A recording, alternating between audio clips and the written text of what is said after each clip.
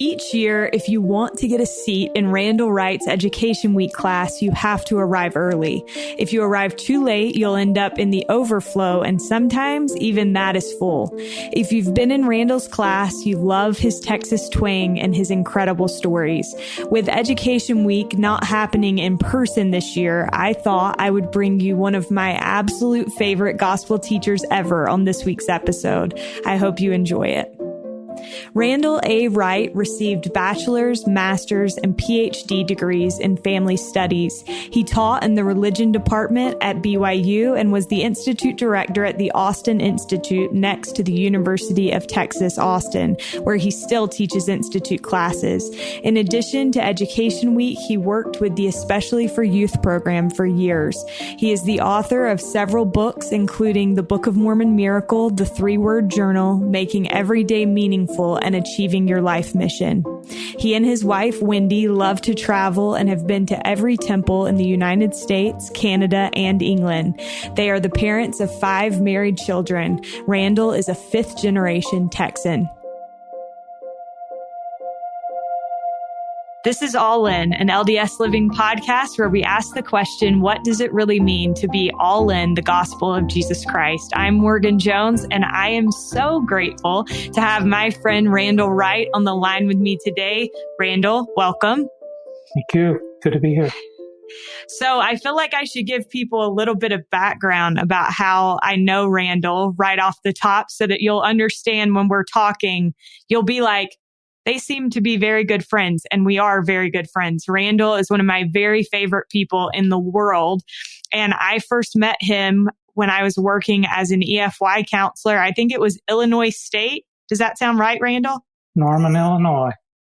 That's right. And Randal was he was such a great session director, and we became friends, and we've been friends ever since. And I consider him to be someone that I trust his opinion. He's helped me with multiple stories, and I just think he is a wealth of information. And so I'm excited to share him with you all today.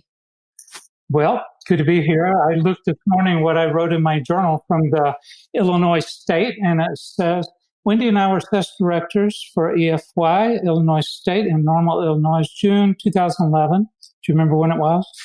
2011. We were with some outstanding youth, exceptional counselors. My favorite counselor was Morgan Jones from North Carolina. We met her brother Spencer at EFY in Virginia, 2008, and he was our favorite participant there. Now, I know you don't really have favorites because everyone's a winner, but that's what I wrote in my journal, straight out of it. I'm honored to be your favorite, Randal. Well, it wasn't just that year. It's really, but for any EFI counselors, everybody's winners. Well, you are the best. So one thing that I really love and have always admired about you, Randal, is you know a good story when you hear one. And I think that we are both lovers of stories. And so my first question for you is why, when you teach, so you have this long history of teaching and helping people, and many times you do it in the form of stories. So why do you like to teach in stories? Well, I'll give you one example. I got drafted in the Vietnam era, and it was 2 missionaries per ward per year. I wasn't one of them at 19. It said, greetings, you're now inducted. And it was a rough time. And I remember that I thought a few times that 1/3 of the host of heaven got sent to timeout, and they sent them to the army to be with me. But the drugs, immorality, the profanity, and I didn't have a testimony to go with it. And so it was a dangerous time, a very dangerous time for me. And I was at a crossroads on, do you have no friends? Do you go with this? And my mom sent me, I knew she was home praying for me. She sent me a book about Joseph Smith. And I read that, and it just did something to me. And I finally read the Book of Mormon with real intent, not First Nephi chapter 1 over and over. I read it with real intent, and I started to gain a testimony of that. Well, I got out of the military. You have a 6-year commitment, 2 years active, 4 years of reserve. But I was kind of just didn't know who I was, starting to gain a testimony of the church. But I saw this ad in the paper for a Dale Carnegie course, and I thought, that's the last thing I want to do is take a public speaking thing. But it just wouldn't go away. I just kept having that feeling. And so I talked to the guy. He came out and saw me, told me how much it cost. It was very expensive. And I thought, well, I don't want to do it anyway. And now it's expensive. But for some reason, it just kept going. And so I signed up for that. And it was terrifying the first night because everybody in there was much older than me. There was only one guy there that was even close to me as far as confidence, and that was Calvin. Calvin was a bread truck driver. Everybody else was either CEOs, vice presidents, top salesmen. I mean, these guys were professionals already. They were just looking for a way to present better. And so the first night, I remember Calvin with his head down. My name is Calvin. And I told his last name, and I thought, man, he's got as much confidence as me, 0. But anyway, time went on, and the guy, the leader, said, if you want to give a good presentation, you have to give something you're an expert on and you're passionate about. Okay, I don't know what I'm an expert about, nothing, and not real sure what I'm passionate about. He said, so what you need to do is tell your personal experiences. You're an expert in that, and you're passionate about some of those experiences. And I thought, okay, so I watched it over time. We saw people get even more confidence, and Calvin started to come out of it a little bit. And in our last talk, we could talk about anything we wanted to do, anything we wanted to, and I couldn't come up with anything. I was just totally blank. And it was our final presentation, and a little voice said, why don't you talk about Joseph Smith and the Book of Mormon? You're passionate about that now. And I go, there is no way I would possibly talk about Joseph Smith and the Book of Mormon to all these non-Latter-day Saint executives. And there was a leading salesman of the largest beer and wine distributor in Southeast Texas. And so I just said, there's no way. But nothing came. And the night of, I actually brought a case of Book of Mormon just in case I had the nerve to get up there and do what I felt I should do. And I had nothing else. I literally was trying to think of something else right up to the time. Couldn't do that. Got up there, talked about Joseph Smith and Book of Mormon passionately for me. And anyway, I finished and I thought, I'm going to get blasted for doing this. I know it's totally inappropriate to have done that. I'm going to get blasted. The next guy up, of all people, it was Jerry, the leading salesman with the beer and wine guy. Why him? Of all people. He gets up there and he says, I had a talk, true story. He said, I had a talk prepared, but I'm not going to give it because the last talk reminded me that I'm not doing what I'm supposed to do. I'm a member of the Church of Jewish Christ Latter-day Saints, hadn't been active, and I need to go back to church. And I just want to tell everybody I'm going back. And went and sat down. And I went, whoa. Long story short was, I gained a new testimony of following promptings. Later, Jerry and I, with our wives at that point, lived next door to each other at BYU. He did quit his job, went back and got a master's degree in social work, and we later served in a bishopric together. So I just thought of the Dale Carnegie course, where something you're passionate about. You're passionate about experiences that you either observed or happened to you or really affected you. And so then we're married. I'm at BYU. My wife goes into labor with our first child. We don't know. There's nobody there, no family, those kinds of things. And she was in labor for 35 hours. I want to prolong this, but bottom line is, doctor said emergency C-section. I wasn't real sure what a C-section was, but he asked if I wanted to give my wife a blessing. It was at Utah Valley Hospital in Provo. And so I gave her a blessing. They wheeled her off and said, just go down to the waiting room and wait. We'll let you know. And it seemed like forever. I can't remember how long it was. It was late night. But in that room, let's just say you remember to pray in those situations. And so I prayed, and I remember promising, I don't even know where this came from. Maybe the Dale Carnegie course is the only thing that hit me. Was I promised the Lord that I would look for important lessons from life and I would record them. And if I ever had a chance, I'd share them with other people. And so that was the promise. I can say that my wife was okay, my son was okay, but I had a commitment, and I've tried to keep that. And as I thought back, I've read statements, and I've got a statement here by Harvey Clough, Utah pioneer. He said, no intelligent person in youth or old age should merely drift along. Look the world squarely in the face, listen and learn, for there are grand lessons before you every minute. And I thought, wow, that's incredible. So then I started looking close, and I started writing those things down, and it didn't have to happen to me. If I observed it, if it was a Morgan Jones story, I would write it down.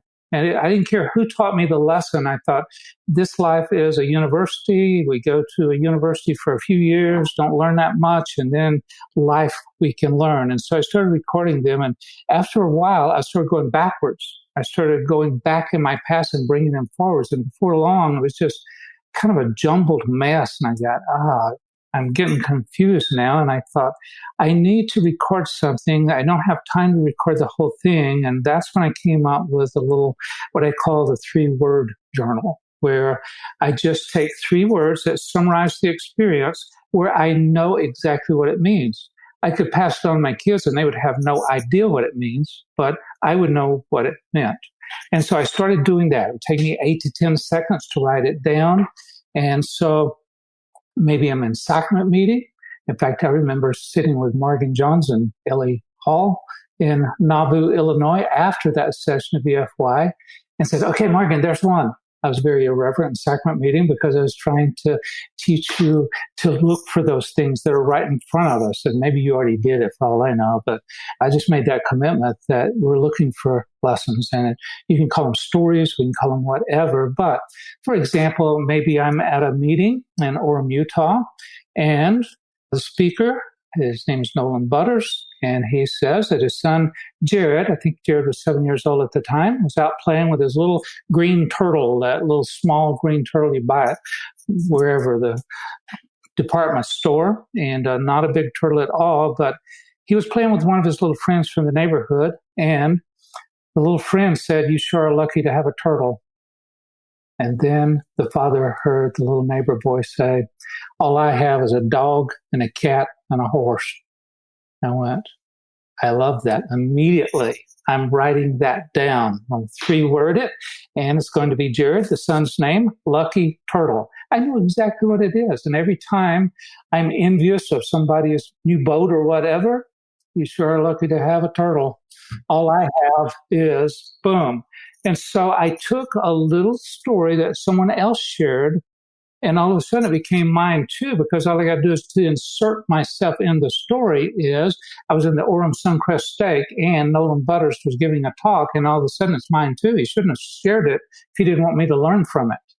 And so I'm just writing them down, and all of a sudden I have more and more. And let's see, Morgan, I'll ask you a question. I'm going to tell, all right. I'll tell a little story here. And first of all, I'm going to say Morgan Tyler Normal. Does anything come to mind? I feel like I don't remember.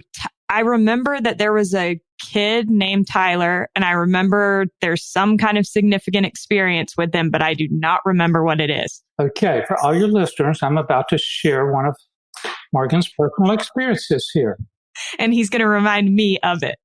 Okay, so during our Normal Illinois session of EFY, there was a boy there named Tyler. He had a huge grin on his face, always so sweet. At the dance last night, he came up to Morgan to talk to her about his feet hurting. Morgan told him she was sorry, and with his big grin, he responded, it's okay, I know why. Bad shoes. She told him, those are the worst. She then asked him if he had enjoyed the week. He said, yep. My least favorite part, though, is coming up. Morgan asked, what part is that? He said, leaving. Then after a pause, he added, 1 week a year, I get to fit in. Morgan was quiet for a minute as she thought about what he had said, and then told him he was a good kid and he went off to dance. And then Morgan said, it broke my heart to think that someone feels like they only fit in once a year, but I was so grateful that one moment was something I got to be a part of. It gave kids like Tyler an opportunity to fit in, even if it was for 1 week. So, Morgan, you don't want to lose that story, do you? No, and I had completely forgotten about it. Okay, so I actually cheated a little bit. My cheating was I recorded it just like that, and I recorded all those details, but it wasn't as smooth as that because I asked Morgan to record it for me. She recorded it for me, sent it to me, and I just changed all the first person to as if it was me writing. So, but there's a Morgan Jones recording one that she forgot about, had no idea where it's at. And I just said, Morgan, what are you doing? Morgan, what are you doing? Are you all in on journal keeping? And if you're not, guess what? You can record an entry in 10 seconds. And then what if you recorded then one a day? And if you recorded one a day, just like we just did here, at the end of the year, you have 365 recorded. At the end of 10 years, you have 3,650 recorded. Things that what we're looking for is things that taught you a lesson. The other thing that happens, as soon as I read that, and I file them in a little program called Evernote, so I can immediately, all I do is type in your name and everything. There's more, but I typed up the experience from the journal, and I got the Tyler experience here immediately. I like to put pictures with them too. It allows you to do that. But your picture's in there. I wish I had one with Tyler. I don't. But we have that recorded. But what happens also is then I put them into subjects. And so if it is self-esteem or something like that, all of those experiences I've already recorded keep flooding back into my mind. And so as soon as I read that, I thought, oh, Trek, I should say. We were out, and it was with our stake. Our stake president was walking behind two girls. And our stake at the time, we had 8 very wealthy Austin, Texas wards and 3 that not so wealthy.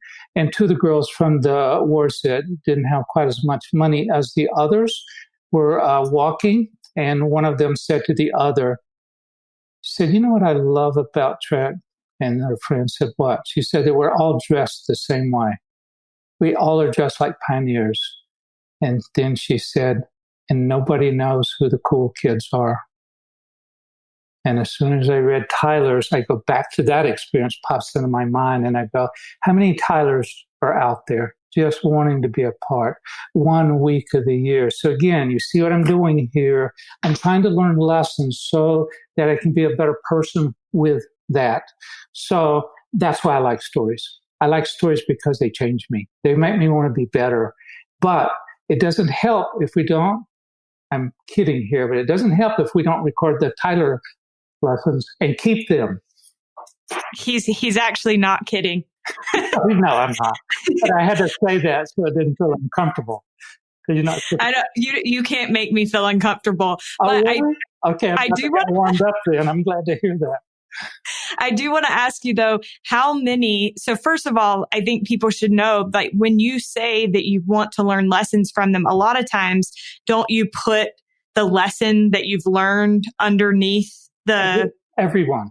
So okay. I'll put the 3 words first, then I tell the experience, and then what lesson did I learn from it? So some of them may be the same lesson. The Trek lesson was very similar to your other lesson that people need to be built up. So I have them in 185 categories. So that's the subject. So if you wanted to interview me today, just tell me one of the 85 and we'll, how long do you want to go? Yeah. So anyway. So how many do you have recorded now, Randal? I have a lot more in the 3-word form, but I have over 5,000 recorded. Unreal. And it makes me feel, I've known about this for so long that I should be better at doing it, but I'm not. And every time that I talk to you, I'm like determined that I'm going to do better. But I do have another question. One thing that I've noticed with stories is you do have some stories that you hear and you know very clearly what the takeaway is supposed to be. And then I'll give an example. Okay. I was just listening to a talk the other day by Elder Burton. I forget his first name, but he gave a talk where he told a story about his wife and her china. Do you know the story? Yes. The one where he says, you know, if you want something to last forever, you treat it differently. Mm-hmm. And I am convinced that that is like the greatest story. I think I've listened to it like 3 or 4 times, and I will always remember the takeaway from it, right? The lesson that I was supposed to learn from it. Other times, I feel like people will take a long time out of a talk or a lesson to tell you the story, and you remember the story, but in the end, you don't really remember the lesson. So what do you think makes it a powerful story in teaching that's able to make sure that the person is internalizing the lesson? Right. That's a great point. And I don't really like stories that don't have a lesson to it, but I've learned to make my own lessons from what they say because I don't want to walk away with nothing, but I may record their story and think about it for a long time before I come up. But I've done it for so long that usually a a lesson pops up immediately. But I think the thing that helps in the Book of Mormon, by the way, the problem with us not remembering the devotional the other day was it was just straight doctrine. It was well prepared, but it was straight. And it is very hard to hang on to anything. But I think the Book of Mormon is my greatest. And we talked on the phone a few days ago just briefly. But I just said the Book of Mormon is the greatest example to me of how to teach. They'll tell a story over and over. There's stories all through the Book of Mormon. And then they will, not always, but usually they'll make their point with different words. And I shared Korihor, tell the story, and thus we see that the devil will not support. And you go, wow, that's all the way through. And even if they didn't point it out, you look at the bad guys of the Book of Mormon and say, how did that work out for you? Look at every one of them. It did not work out good. And so that theme goes through. And so I think a powerful way to teach is don't just tell a story, be telling a story. There was a prince in a far-off land. I don't even like those kind of stories. I like experiences that teach lessons. But don't tell a story just to be telling a story, not to tell one to be funny or anything else. If you don't have something that goes with it, don't tell it because it's not motivational, it's not powerful then. But I would just say there's a lesson attached and usually an invitation to act. And maybe that's where I failed you, as we've talked about so many, and I didn't put the invitation to act on the end like I should have. No, you have put the invitation to act. I am just a bad student. Okay. All right, we'll try to do better here. But let me just give you an example of an invitation to act, and they may not have said it. So this is where I say, if they don't, you try to change it into something. So when I came out with the 3-word thing, I finally came up with it, taught it at Education Week a couple of times, different examples and things. But Stephen Cap Perry was doing some kind of thing with KSL. I don't know. I don't even know who it was for, but he wanted to do an interview like this. And so I went to the KSL studios and he said, hey, tell me about this 3-word concept. So I explained it really briefly. And he said, tell me how it works. And I said, well, I could take a key phrase or a person and tell you to think of an experience with that person or that situation. And then it would just be like doing a Google search of your brain where it goes through. And if you come up with something, then just put it in 3-word form. And he said, well, how does it work? I said, okay, I'm going to give you the name of a person. And if you think of an experience, you tell me the experience. I knew who his best friend was in high school. It was Brad Wilcox. And so that's who I'm going to use because I know he's going to have experiences with him. I said, okay, I'm going to give you a name of a person. You tell me an experience you had with them. I said, Brad Wilcox. It was like a Google search. He said, as soon as I said it, he said it was bicentennial year, 1976. And Brad came to me. They were going to do a choir for the whole nation. They were going to pick some kids from each of the states, send them back to D.C., let them perform in a choir, send them to Europe. And Brad said, sophomores in high school, I believe, and Brad said, Stephen, let's try out for the choir. And Stephen said something to the effect that there's no way we could make it. There's so many talented kids in Utah, no way we can make it. Here he is telling me the story. And he said, Brad said, Stephen, we've already not made it. Let's see if we can make it. As soon as he said it, I said, okay, wait, hold, let's not start the interview yet. I pull out my little book. I go, I'm writing it down. That I've used that so many times since then. Grandkids, Madison, a few years ago, long story, but didn't have a lot of confidence. And she wanted to try out for something. He said, I'm afraid I won't make it. I said, Madison, you've already not made it. Why don't you see if you can make it? So it was some kind of upper choir. She tried out for it and made it.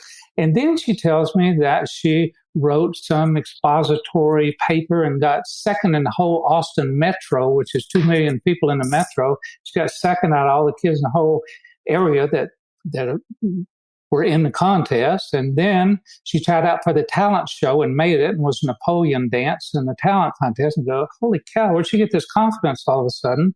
And then she tries out for the student council and gets co-president.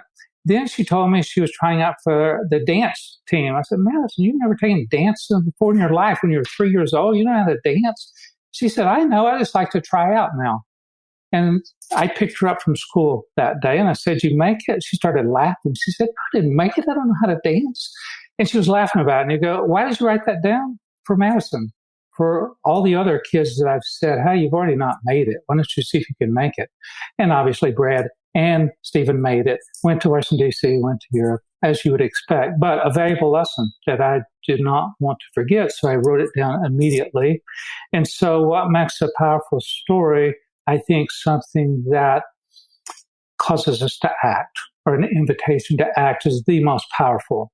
And if you can explain the lesson and then give the challenge. And so for Morgan, you really don't have 10 seconds walking across that parking lot to, in your phone, write down the 3-word memory that comes into your mind, right? Is that what you're saying? So here's the problem that I've had when I try to implement this, if I'm being honest, is I'll do the 3 words, but then I don't ever fill it in. So how do you find the time to fill it in? Yeah. Okay. First of all, if it's a current lesson, it's not one from the past. You're not going back to an experience you had with your brother Spencer when you were 14 and it sticks out. You know that one. That's registered in here. If it's a new one, you jot down in shorthand a few lines. All of a sudden it goes from 10 seconds. That's the past ones. 10 seconds to maybe a minute, where you're jotting down the details. You just very much, when I did that with Stephen Cap Perry, I didn't write out the whole thing. I wrote down enough of the things, though, that I had it down, that they made the choir, all of those kinds of things. And so I think that's where a lot of people go. They'll write down the 3 words. It's a new experience that you've learned. It's not yours. You didn't experience. You heard it in church or whatever, then you forget what your 3 words were.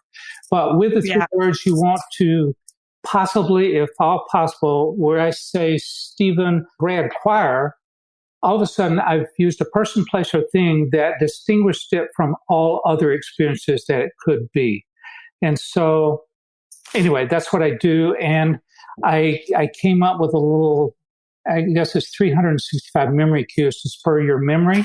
And so I thought I would share it if anybody's interested in that. And then I thought, how would you share it? So I thought, well, I could email people. And I go, God, what if 200 people? And I go, no way anybody's 200 is going to ask me anything. But just in case, I thought, well, and I don't know if we can do this or not, but I went into Facebook and just created a little group called 3-Word Journal. And that way I can put up, there's 365 memory cues, but instead of overwhelming people with everything where it all blends, I'm going to put up 7 a week of here's some things, work on it. And that would give anybody a chance. And I'll put up some of my mine. If anybody wants to do it, they can put up some of theirs. But it'll be a gold mine. If everybody shared their experiences and what they learned from them, you just go, oh, this is fantastic. So again, you go to groups and put the 3-word journal, the 3-word journal, and it'll go right to it. But I'll post those, and it's about 4 hours old now. So that'd be amazing. I think, and we'll put a link to that in our show notes. Another thing, speaking of gold mines, your website is a gold mine for quotes. So I'm going to make sure we put that in our show notes too. Okay. So very good. Well, and so I just say, it's kind of weird. And I just go, is this coincidence? What in the world? Because yesterday, one of my former students here at the University of Texas lives in Gilbert area. And he said, hey, listen to this. And so it was a guy who had done a video for some family history thing.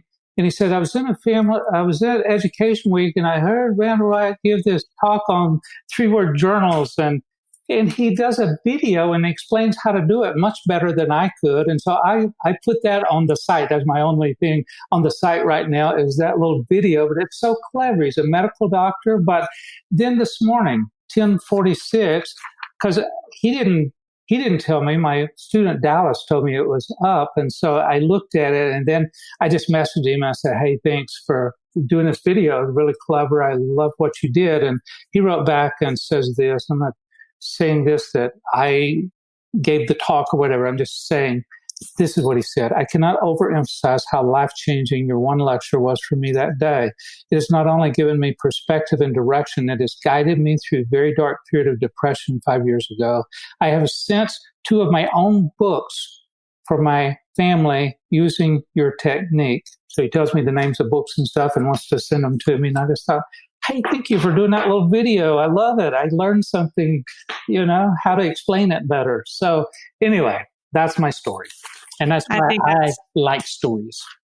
Yeah, I think that's amazing. And I think one of the coolest things, Randal, is, and it goes back to what you were just saying about like that invitation to act. But I think you are a huge advocate for self-discipline and self-improvement, and you invite people to act. Listeners have already seen that this is something that Randal does on a regular basis. I'll give one example that I do remember from that week that we were in Nauvoo, Illinois, which was, I think you were just there in between. At the end of the week. So yeah. We finished, and on that Saturday and Sunday, you guys went to Nauvoo for your break. Yeah. And we were there and we went to sacrament meeting, and it was the anniversary of the martyrdom. And they were singing, they invited people to be in a ward choir, like an impromptu ward choir, to sing Praise to the Man in the Nauvoo ward that Sunday. And I remember you leaning over to myself and Ellie Hall, and you were like, this is a once in a lifetime opportunity. When else are you going to be able to sing Praise to the Man in Nauvoo, Illinois? Get up there. And that made an impression on me. And it's funny because like something like that, you kind of just think, oh, whatever. But I've never regretted doing that. And it's a memory that I've hung on to and something that I've been super grateful for. And so I think being someone that encourages people to take opportunities and to act and to be their best self is such a gift that you have. And so I'm interested in why you believe it's important for us to help other people reach their full potential. Well, I think the whole thing with self-esteem is watching what other people did with me. When I first went to BYU married, I was so excited. My wife's a convert, to let her take a Book of Mormon class. And we took a Book of Mormon class. I don't say this in any way negative. The teacher was amazing. He was a great guy, but he wasn't a religion professor. He was sent in from another department, and he wasn't a religious teacher at all. And so we had a class Book of Mormon that we would pass around the room and people would read. And if anybody had a comment, including the teacher, they would say something about one of the verses, where most of the verses, they didn't have anything to say. So we just passed it. That was the class, basically. And to myself, it was probably the best class I've ever taken as far as action, because I said, I'll never take another class like this again. I'm going to ask everybody I see, who's your favorite teacher that you've ever had? What do they teach? And if I had to take that class, and so in one semester, I remember my brother was there working on a master's degree, and I said, hey, I want you to come to class with me tomorrow morning. And he said, I've had all the classes I want. I said, I think you'll enjoy these. There's 3 classes right in a row. And so I went to my first one, a sociology class with Reed Bradford. If you go to the BYU library, you'll see Reed Bradford's picture on there as one of the top 10 professors in the first 100 years of BYU. So that was my first class. Next class was Cleon Skousen, and I just looked at his obituary, how many he ended up doing, but he wrote 46 books. That's a lot of books. And I remember someone asked him a question, wow, what time do you get up in the morning? When he said it, I think we were all shocked. I went from Cleon Skousen's to Stephen R. Covey's class, where he was literally teaching us the things that are going to later show up in his book that sold 40 million copies, 7 Habits. So I had those 3 in a row, but they all shared one thing in common, and that was they had self-discipline, and every one of them had one thing they shared in common, but I don't want to answer that yet, but it had to do with self-discipline. And then, so I graduated from BYU. Those guys inspired me. They made me want to do better. They made me want to have discipline to do hard things. And so I went then to my first real job with 3M Company in St. Paul, Minnesota. And the sales leader, he's teaching us some sales things. He said it kind of humorous, but he said, a person 21 years of age or older will continue to do in the future as they've done in the past, unless they've had a spiritual experience or brain surgery. And we laughed, and I kind of believe it now. But I don't think spiritual experiences do it. They fade.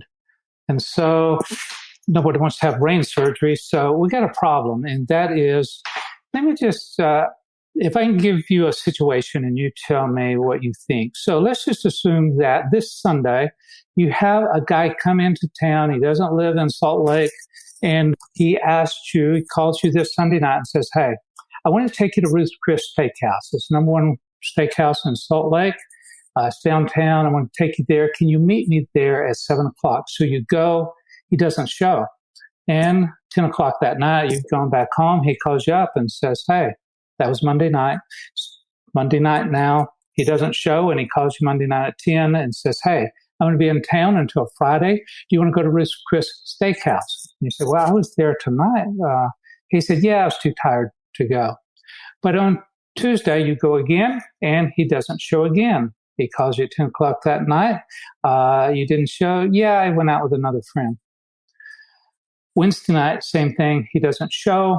Another excuse. Thursday night, he doesn't show again. Not once does he show. And so my question to you is, what do you think about him? That he's unreliable and not somebody that I want to spend my time around. But I said you really liked him. He was coming in from town. I mean, I think for me, if somebody consistently doesn't show up for you, then you kind of start to lose some respect for them. Okay, so integrity is a problem. And so my question is, would you do that to anyone? I hope not. I don't think so. I hope you're telling the truth. I mean, I don't know. I don't know. Randall, you tell me. Have I always shown up for you? You always have, every time. Here's what I'm worried about. And I'm not trying to be funny or not try to be anything here, Mario. Here's what I'm worried about with all of us. We wouldn't dare do that to a friend, but we'd do it to ourselves. I tell you what I'm going to do. I'm going to get up early in the morning. I'm going to read scriptures. I'm going to go running. I'm going to bake some cookies for the widow next door. I'm going to call my mom, tell her I love her, and then we don't do one of them. As soon as the alarm goes off, all those goes out the window. Why is it that we wouldn't dare do that to someone else, but we'd do it to ourselves? And now all of a sudden, if we're not careful, we won't believe a word we say. When you were a kid, if you told a fib to your parents, there's usually consequences. And I don't know what your mom, dad did. A lot of people go to timeout or whatever. But what happens when you get to be a young single adult or an adult? Mom's not disciplining you anymore. It's called self-discipline. You go, okay, you said you were going to do this. You said you're going to write down the 3 words or whatever. Again, I'm not pushing you here, just a little gentle reminder that I'm just going to say, Martin, what's the consequences for not doing what you said you're going to do? What do you mean? Are you going to go to timeout, or is there going to be a restriction on sweet? What is it? You need something to make yourself believe yourself. So I've been timeout several times. Been in timeout for sweets or for a week, and then one more time it's going to be a month, and so we'll go a month, and then you break out the month. It's going to be a year. Let's just say I've gone a year without it till I get to where I believe myself. There's got to be something. So President Hinckley said one of the great tragedies we witness almost daily is the tragedy of men of high aim and low achievement. Their motives are noble. Their proclaimed ambition is praiseworthy. Their capacity to achieve is great, but their discipline is weak. They succumb to influence and don't do what they said they were going to do. And so for us, do we do what we say we're going to do? It's a problem. And I always admire those that say, I'm going to do it, and they do it. And so I want to be one of those. And I respect that. I'm still working on it. It's a constant battle. I think that's why the Lord sent us to earth. But if we wouldn't tell someone else we would do something, don't tell ourselves. And so, in other words, to get started, if we need to break a bad habit of fibbing to ourselves, start off little. I'm going to do one thing tomorrow, and do it. And if you don't, then have a consequence or a reward. You go either way. So here's the thing, Randall. There are some things that you've taught me that I have not done well at. And then there are other things that I actually have done, and I can attest to the fact that they've changed my life. And I just want to share one example of this, and I want to get your thoughts on this for our listeners. So a few years ago, I was feeling really overwhelmed. And it was because I felt like there just were not enough hours in the day. And so I would get up, I'd go to work, and then I'd come home and I need to exercise. But then there were also a lot of other things that I felt like I needed to do. And if you go exercise, then you have to shower and get ready. And I was like, there just are not enough hours in the day. And then I heard you speak, Randal, and you talked about getting up early and going to bed early and the difference that that could make in your life. And so I thought, you know what? If I get up early and I go exercise first thing in the morning, then I've showered and I get ready for the day, and then I'm free to do whatever I need to do at night. And that made a huge difference in my life. And I've gone through ups and downs with it. I have had a few setbacks, but every time that I get in a good habit of doing that, and I've been doing it like the last week or so again, and I just am always so grateful that you have taught that principle. So for you, Randal, what have you learned about the importance of going to bed early and getting up early? Because I know this is something that you're super passionate about. Yeah. Well, we talked about it. The first thing I'm super passionate about is the lessons. So we talk about three things. Number two is doing what we say, because, as President Hinckley said, we all have great ambitions. We all have great desires. But if you can't follow through, what difference does it make that you didn't accomplish any of them? But on that last one, and again, Morgan's talking about a subject I feel very strong about. This is President Nelson. In the coming days, we're familiar with this. This is his first talk as the prophet. In the coming days, it will not be possible to survive spiritually without the guiding, directing, comforting, and constant influence of the Holy Ghost. And so I love this story, and I know Morgan's familiar with it, and some of you are, but President Lee was called to be a member of the Quorum of 12. He was a stake president in Salt Lake.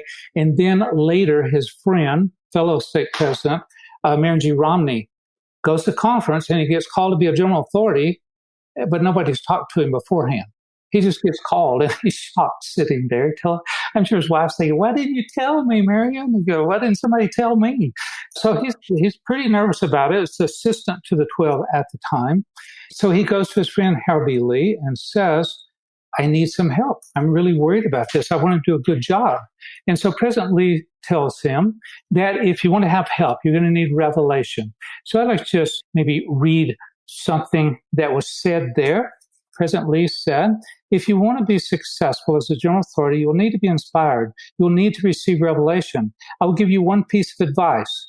And so I asked the Institute class this last week, I guess. I said, what is it that you would tell us to do to get revelation? And all the expected answers came up: prayer, scripture reading, temple, service, obedience, sacred music. We go through the whole list, and that's not what President Lee said. And you go, what did he say? And you go, it's very interesting. If you've never heard it before, and I know Morgan knows what it is, but if you never heard this before, you go, I never thought of that. I've never guessed that you would say that the whole time. He said, I'll give you one piece of advice. Again, this is for revelation that President Nelson has just said. If we don't have this, we're going to fall spiritually in this day. President Lee, if you want to be a successful general authority, you'll need to be inspired. You will need to receive revelation. I'll give you one piece of advice. Go to bed early and get up early. If you do, your body and your mind will be rested in the quiet hours. And so the new research, I've done a lot of research on this, but the new research says the first 3 hours of the day are your prime time for learning, for creativity, for ideas. And so what happens, we get up at the last possible minute and we go to work, and you just explained it perfectly. You get up when it's time to leave. You don't have time to exercise. You don't have time to read your scriptures well. And then you set yourself up for failure because there's going to be so many conflicts at night. But I don't know about you, but I haven't been to many wedding receptions, parties, social events, concerts at 5:30 in the morning, for example. It just doesn't happen. So we're setting ourselves up. And so prophets throughout time have done this. Go to Genesis. Abraham got up early in the morning and stood before the Lord. Okay, it's consistent. I'm just giving you a couple. Moses rose early in the morning and went into the Mount Sinai to receive the 10 Commandments. It's very consistent. Joseph Smith in the morning, he doesn't say early, he doesn't say the time, but it's a morning time. But you say, well, what did Christ do? Interesting. Mark 1:35. You go, you don't know Christ's schedule. Yeah, I do for that day. I don't know if it's a consistent thing, but I know what he did that day. And I have a feeling this is what his schedule was. And in the morning, rising up a great while before day, he went out, departed into a solitary place, and there he prayed. Mark 1:35.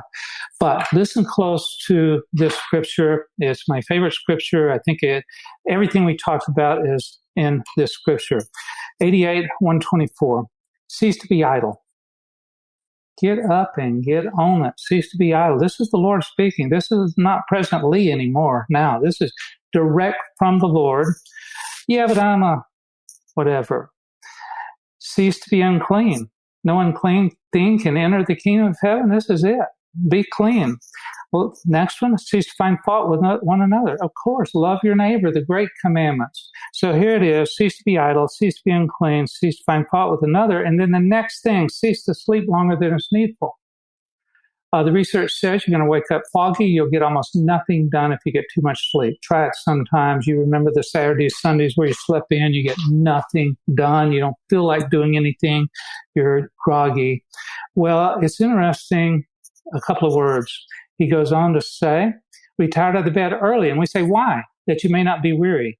Arise early. Why? That your bodies and minds may be invigorated. And you go, I know what those things mean, really. Let's read it with the dictionary definitions of it. Cease to be idle, all those things. Now let's get to this. Cease to sleep longer than is needful. Retire to the bed early that you may not be exhausted in strength, endurance, vigor, or freshness. That's why you go to bed early. Arise early that your bodies and your minds may be filled with a new sense of energy and excitement.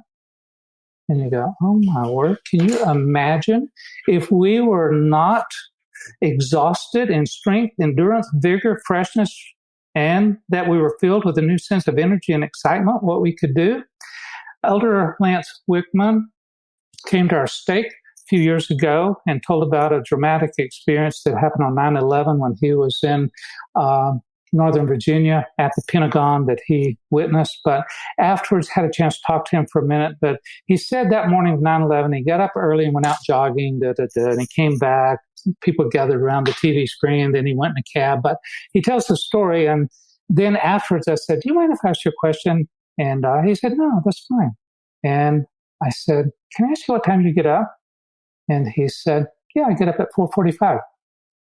And I'll never forget the next thing. I said, how many of the brethren of the 12 in the first presidency do you think do similar things?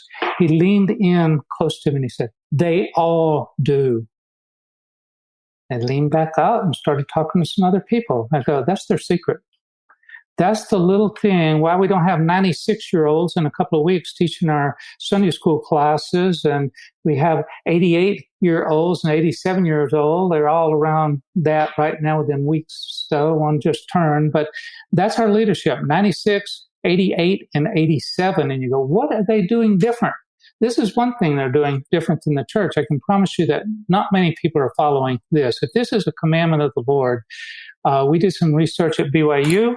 Not official through the university, but through several classes, a couple of hundred kids. They're doing the exact opposite of what this teaches, the exact opposite. So, Morgan, you're a basketball player. Did you ever go to the free throw line? Yes. What was your goal when you were at the free throw line? Well, I mean, my goal was to make both shots. Okay, so that was your goal. Did you ever miss one of the shots? Yes. Did you quit the team? No. Then why do you, when you get off track with your going to bed early and get up early, do you quit the team, so to speak, because you missed one time? I don't know. I don't either.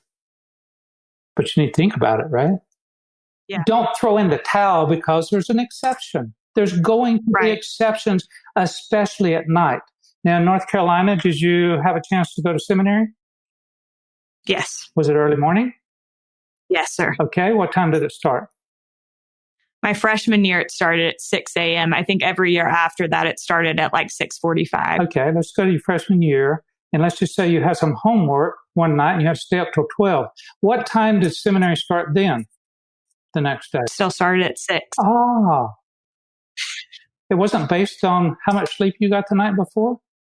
Then why is our schedules based? Everything's changing. So my challenge to you is, and you love challenges, I know. My challenge is that you set a schedule of, well, let me ask you first, how much sleep do you need? I'd say usually around 8 hours is what I usually try to get. But is that what you need? I don't know. Have you ever tested it out? I haven't. Elder Joe J. Christian, who told the story about President Romney and President Lee, said, nowhere in the scriptures does it says thou shalt get 8 hours of sleep. So I don't know what you need, but you need to find out what you need. And you'll never find out if it's a roller coaster until you get on a schedule and say, you know what? I'm fine at 8 hours. You say, well, why don't you try 7 hours and 45 minutes? Move them both back 15 minutes and say, hey, I'm still okay. And I just added 15 minutes a day for the rest of my life. You go, whoa. And it may be 7.5. Research says the most healthy people get 7. It's kind of strange because the 8 is just a general blanket. You go, you're talking about for infants? You're talking about for 90-year-olds? You're talking about for sick people? You're talking about for pregnant women? Yep, 8 hours. Well, maybe. And you may. My wife, she feels like she needs it. I don't need that much, but she says she does, which is fine. So if you need 8 hours, that would mean if you go to bed at, what's early going to bed for you? Probably between 9:30 and 10. Okay, let's just say 10. Then all you got to do is put your 8 hours onto it. So you need to get up at 6. Yeah. So if you were to go 9:30, then you get up at 5:30. I mean, we don't want to leave you here with nothing to do. So I'm going to give you a challenge right now. You said 10. Let's just leave it at 10. So for the next 14 days, will you go to bed at 10 and get up at 6 for the next 10 days? 14 days. Yes. Okay. Well, some in the audience are probably thinking, ha, ha, ha. I guess, would you like some company doing it? Yeah. Yeah. All your listeners, wouldn't that be fun that all of you did the same thing? And what we're going to try to do is put the Lord to a test. And Malachi says on tithing, look, just try me herewith. Just try it. And what if you only need 7.5? Wouldn't that be unbelievable to get 30 more minutes a day? Every 2 days, you get another hour in your life added on to read your scriptures, to write in your journal, to exercise, to do all those things we know we should be doing anyway. This is from, we know President Nelson. He said that the kids got up at 6:30. This is an article in the June Ensign of 1984 when he got called. But the kids and the family read scriptures at 6:30. But then he says, I get up before anybody else. That gives me time for personal scripture reading, private prayer, half an hour playing the hymns. I'm pretty sure he reads the scriptures at least as much as he reads the hymns. You start going backwards and you say, okay, he's putting himself around 5 o'clock right here at least, minimum. And then Chris Pendleton, writing for the Deseret News, I know him, but President Oaks gave a talk at Southern Virginia University, which you're familiar with. Elder Oaks then briefly described his morning routine, rising around 4:30 a.m., but never after 5 a.m. Elder Oaks begins his day walking a few miles. He's 88 now, walking a few miles, praying, studying the scriptures, praying again, asking that he might be guided by the Holy Ghost. And so that's two of the first presidency. We know their schedules. They're getting up very early. They're going to bed early. And the Lord tells us all to.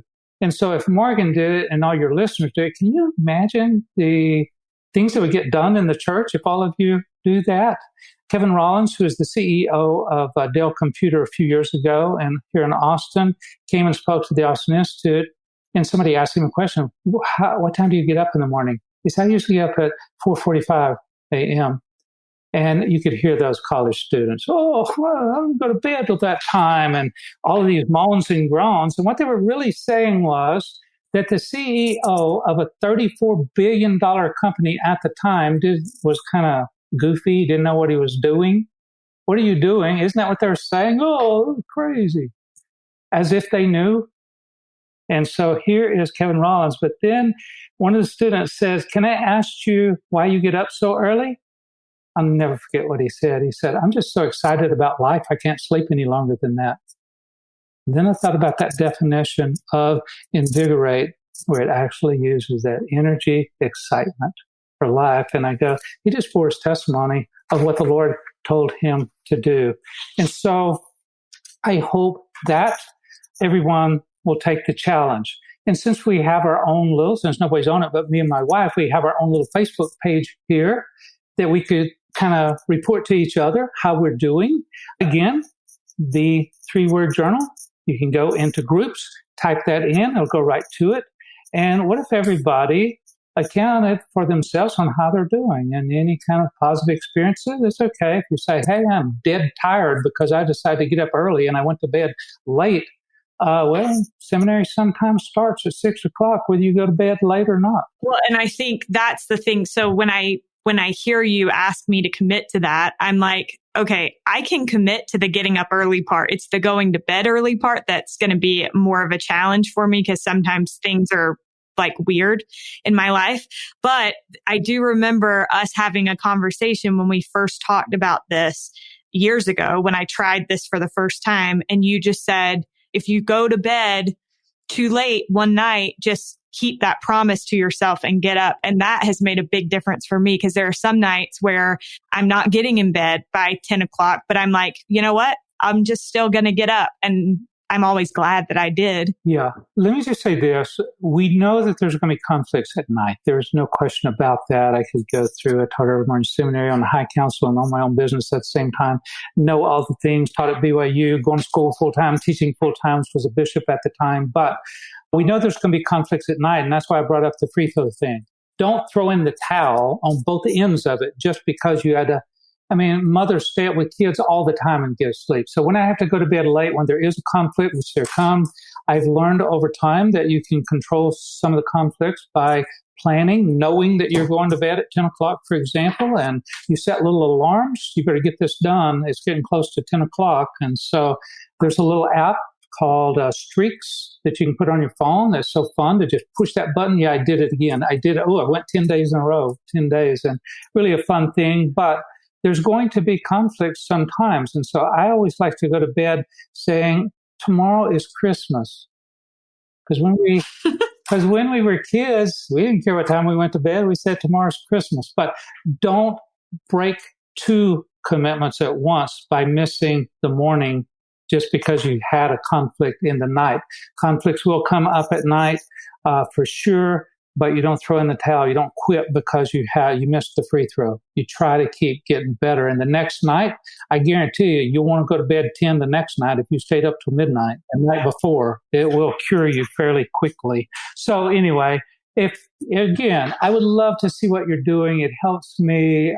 People ask me for advice on this. Some of you saw an article I wrote for the Ensign magazine on this subject, but it's hard to get all the feedback. I'd love to see your feedback on how it's going for you. Any challenges, then I can jump in and say, we touched a tiny bit of the research. You should see some of the research on this. It's fascinating to see the researchers back up the Lord on this. Yeah. And so if you post something and I read it and I say, oh, they need to see this article, I'll put the article on there so that you can track that. And I think, let's just say the 3 things we talked about, the self-discipline, the learning lessons from life, and this is what drives it all. This is what gives you the motivation because guess what? The last thing you do at night is make a decision on going to bed. And it's every bit as much self-discipline to go to bed as it is to get up. The first thing you do every morning, your first decision of the day, whether you're going to get up. And that's the Stephen R. Covey, mind over mattress. And if you lay there, don't put a snooze on, put it across the room. Just get up, go wash your face with cold water, go get a drink. Every morning, let's face it, there's a warm-up time. It takes about 15 minutes to wake up. It doesn't matter what time you get up. And so if it's early, don't say, I'm tired. Obviously, you're tired. You're just coming out of the fog. You don't get in your car in Utah on a cold morning and turn the heater on full blast and it hasn't warmed up yet. You've got to warm up a little. I always go on a little gratitude. First thing I say in the morning is, I'm alive. As soon as I wake up, the alarm goes off, I go, I'm alive. And I go over to turn the alarm off and I go, I can hear, I can see that flashing. I can feel my feet on there. And so a little gratitude. Well, enough of that. Challenge you to do it. And if you would report in the 3-Word Journal on Facebook, it would be fantastic to see each other, how the progress, and to try to, do some personal coaching kind of thing with executives and things. But it's nice to see how they're doing, and then you know what to share. Yeah. Well, my high school basketball coach always said, Morgan, you're a solid 50% free throw shooter. So that is what I can commit to you, Randal. And I'll get on the 3-Word Journal page and share how it's going for me. Okay. What about a commitment on the morning side of it? I can definitely 100%? Commit to that. Yep. Okay, 100%. And then best you can possibly do, set yourself alarms. You're shooting for that 10 o'clock time to get in bed. Yes. Okay. You got it. Very good. I'm all in on it. Randal, as we wrap up, I could talk to you all day long. You know that. But my last question for you, and this goes back to what I just said, what does it mean to you to be all in the gospel of Jesus Christ? I think for me, it's to quit saying I'm the exception. If we're talking about going to bed, I'm a night person. I'm as if the Lord made a mistake. There's animals that come out at night, and there's animals that come out in the day. The Lord, that we happen to fit in the day category. And so all in, I'm not the exception. And I have one rule in life that I try to follow. It's always a challenge, but I have one rule. Whatever the prophet says is the rule. Don't have to remember anything else. And if you get married, which you will one day, you and your husband make that commitment. We got one rule. Whatever the prophet says is the rule. There's no arguing. Well, my parents did. It doesn't really matter what our parents did. It's what the Lord says in his prophets. And it's getting to be pretty scary times. And so I think it's time for all of us to learn lessons from others. I think it's time to have self-discipline. And if self-discipline means getting up the first thing in the morning, that's the first battle of the day. If you can win that battle, you're going to win lots more. And if you can train yourself to go to bed at night, even though there's going to be visitors from out of town, there's going to be exceptions. You're not going to be rude. You're just going to suck it up and say it's Christmas tomorrow. Sure, I'm glad it's Christmas. I love it.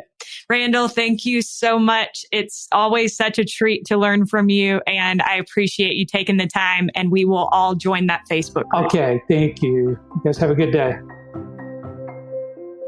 We are so grateful to Randal Wright for joining us on today's episode. You should know that at the time I'm recording this extra, I'm 2 for 2 on going to bed early and getting up early. But to be fair, it's only been 24 hours. So we can do this together. Be sure to connect with Randal on Facebook through the group, The 3-Word Journal, and let him know how you're coming with these things.